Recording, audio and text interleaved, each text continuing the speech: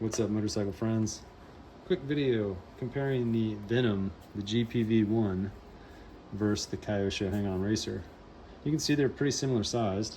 You may have seen this bike around, although it's no longer available. You can only find them on eBay and marketplaces. But these two bikes, I think when this came out, was an upgrade to the Hang-On Racer in that full carbon fiber frame, direct drive transmission. Front and rear tires had a nice soft compound. There is an insert on the front wheel. There is a foam insert on the rear tire. That's definitely an upgrade. It was kind of designed for brushless power. You can see how you access this. You can just pop these pieces off. And this should be running. I'll get it in focus in just a second here, sorry. Make sure you can see what I'm doing. There's like a little keeper here that you put a pin through, but otherwise you just pop this part off. And right here, slide that off. You can see it's kind of a pain in the butt. And now we've got the body. So runs a very similar power setup to the Kyosho, but the main difference, as you can see, is we have a counter steer setup. One single servo. The frame gives you options for what style servo you want to run, but long short of it, it's going to use that push-pull system right onto the top of the triple tree here.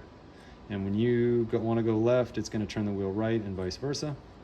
And it's going to be a very quick and stable setup, but I think less ideal for smaller course riding. And the non-leaning rider, I mean, not as cool, you know? Definitely still looks cool. And sometimes when you're going fast and the bike's at a distance, it doesn't really matter. But I gotta say, between the two, which do I prefer? 100% of the time, the Hang-On Racer.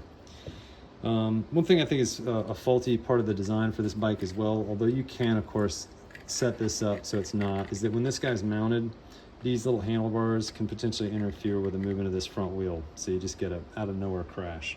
And that's just tuning. You just gotta get this set up just right. But, you know, it'd be nice if it just fit without having to fiddle with it. It's nice it came with a polycarbonate body, made for crashing. An interesting little design feature for chain adjustment. They decided to put in this oblong washer piece that you spin around and put into the notch, and that in turn lengthens or shortens this distance and gets your chain tension right to spec. Smooth little bike and sticky tires. I mean, if you know what you're doing, this thing will do fine. I've got the original stock brushed ESC on this thing, which is kind of cool. I wish I had the full kit, but I've got what I got. I also have a backup frame. But you know, if you're into that style of bike, you're just a collector, this is one to have. I think I'm actually gonna put this up for sale.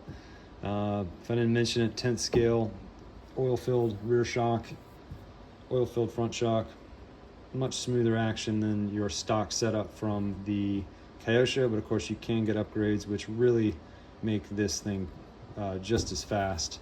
And of course you've got your moving rider, which to me is the whole kit there. Can't beat that. So certainly something cool to have.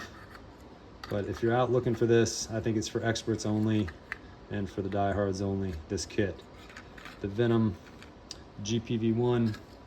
Anyhow, I'm gonna probably do some more RC videos here, and I'll catch you guys in the next one. Thanks for watching to the end.